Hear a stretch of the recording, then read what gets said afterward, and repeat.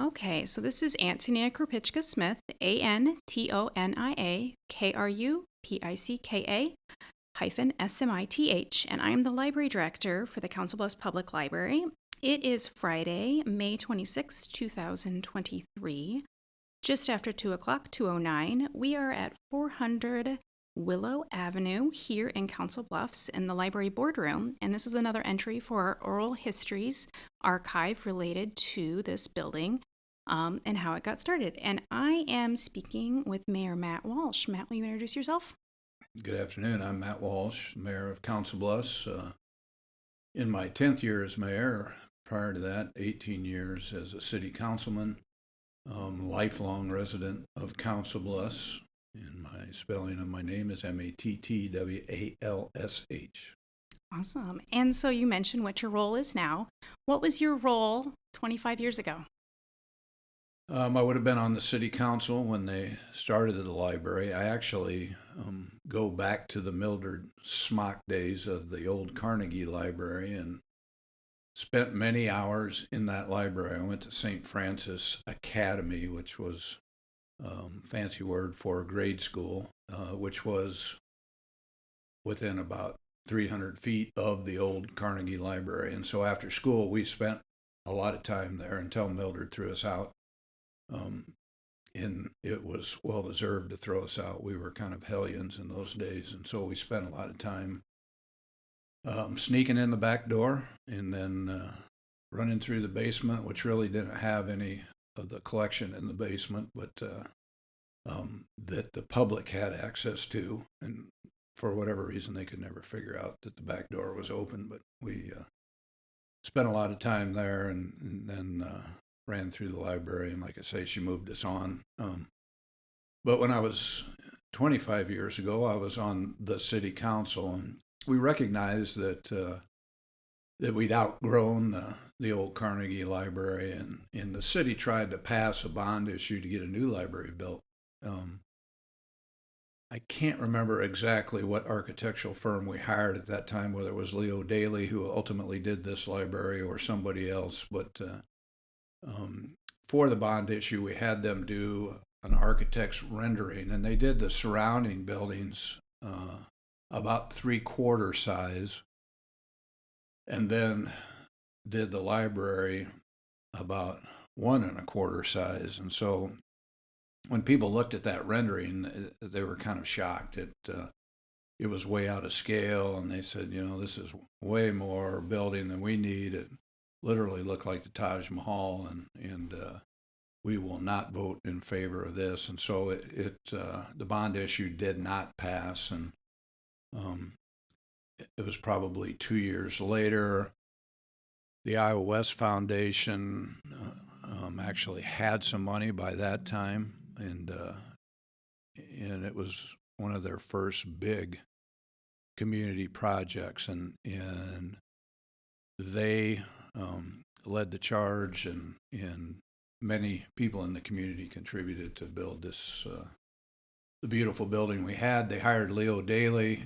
There was no expense spared. I'd actually talked to the architect from Leo Daly who did the work on this building, and he told me that never in his career had he had a job where everything he wanted to do, he was allowed to do. And with this building, he said that was the case. And one of the things I think we found out was the fact that there are multiple different light fixtures and multiple different light bulbs that need to be held in inventory to when those lights burn out. And that's just one example of maybe wasn't as well valued engineered, but again, the Iowa West Foundation wanted to make a statement. I think I'm famous at the time for objecting to the library. It was the advent of technology. People didn't have cell phones, I don't think, at that time. If they did, they were just starting. They didn't have tablets, but laptops were the fashion of the time. Many people had computers on their desk, and I said, nobody's going to go to the library because right at their hands is the research mechanism that they can use to get information on anything they need.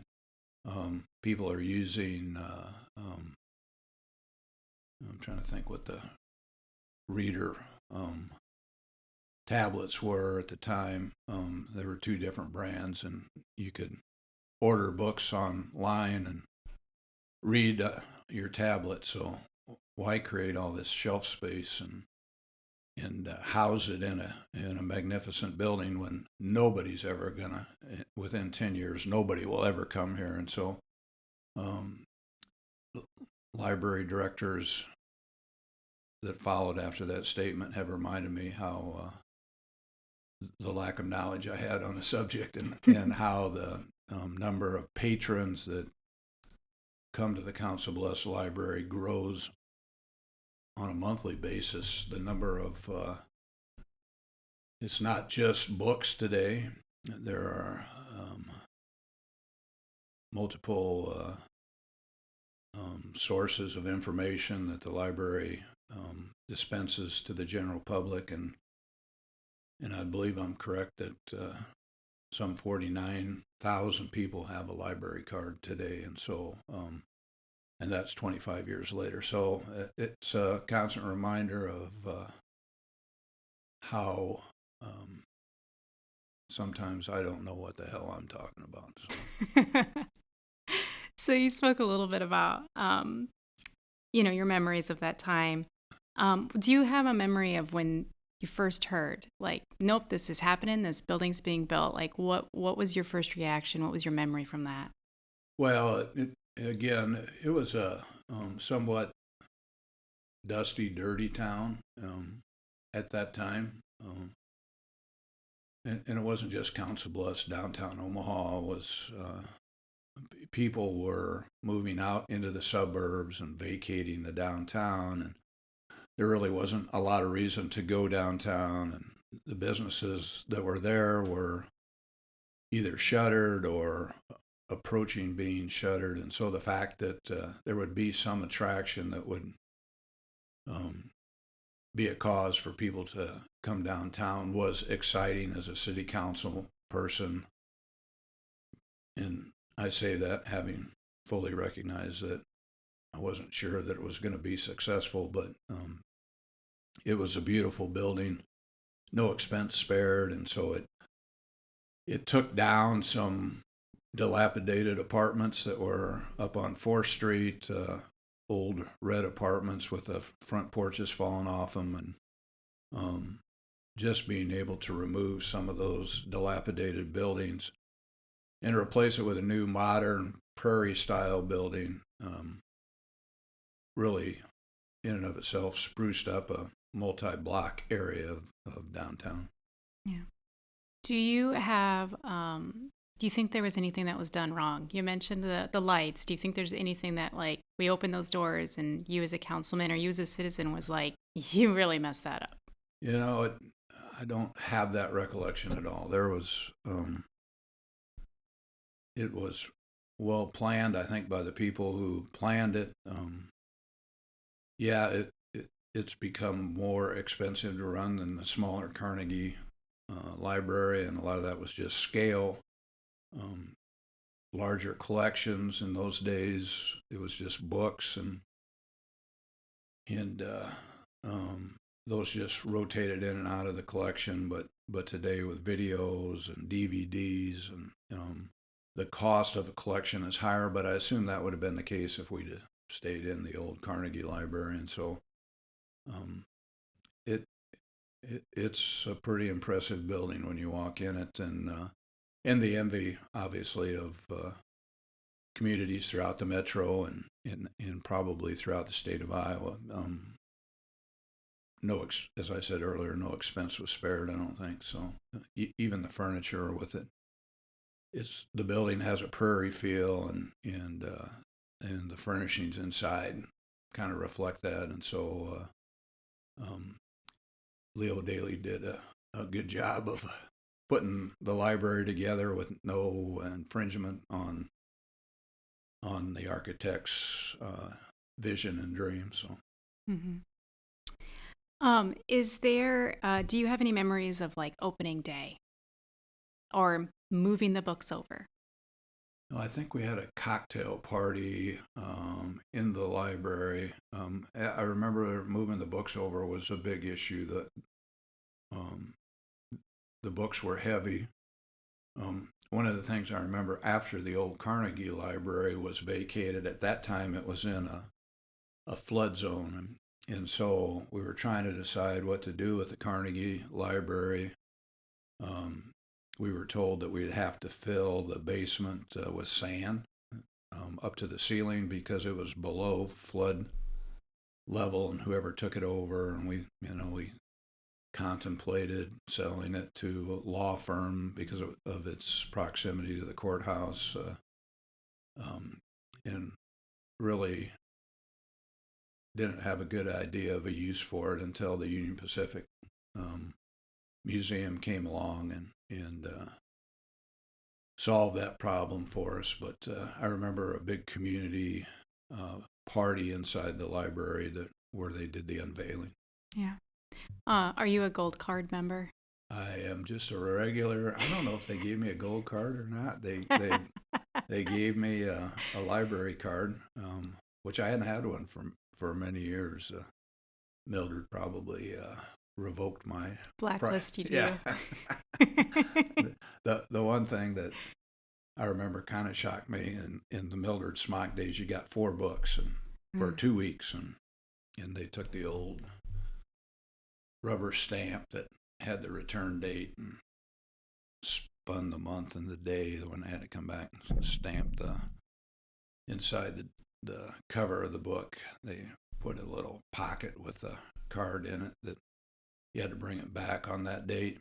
And I served as a library liaison when Jim was the director. I think was maybe the first director that we had here, and somebody had checked out 56 books and hadn't returned any of them, and I was just kind of shocked that I said, that was the number. 56 books.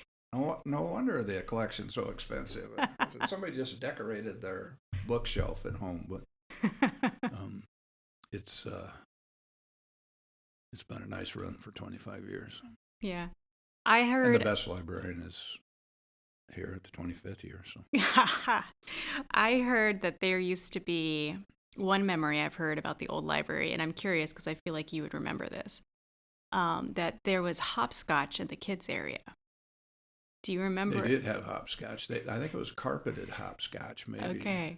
It was upstairs, I think, on the top floor, back in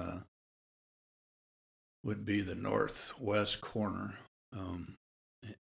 For many years, my mom would drop me off there and during story time and run some errands and then come back and pick me up. And so, yeah, I really enjoyed it. The other thing is that in one area, they had a glass floor with people underneath the glass floor, which I thought was unusual. They ultimately painted that, and it looked horrible. And my wife said, "Why would they paint that glass floor?" And I said, "What do you think?" That is why they painted it. That's right, exactly. I stood under it and looked up and said, "I don't know. Why would they paint it?" Well, I appreciate you sharing your memories. Do you have any other memory of the building of this building or your time in helping and serving the city with libraries that you want to share? No, the only other, which is not really as relevant to the building, but as I said, I was on the city council at the time, and I'd gotten a complaint about the contractor tracking mud out onto Main Street from a merchant that was across the street. And I took the call and had not done anything about it. And within 5 minutes, he called me back and said, "They are out there cleaning it right now." And he said, "Thank you for your quick response." I hadn't done anything. So I said, "Well, I'm just trying to help." Thank you. I appreciate you chatting with me today, Matt. You bet.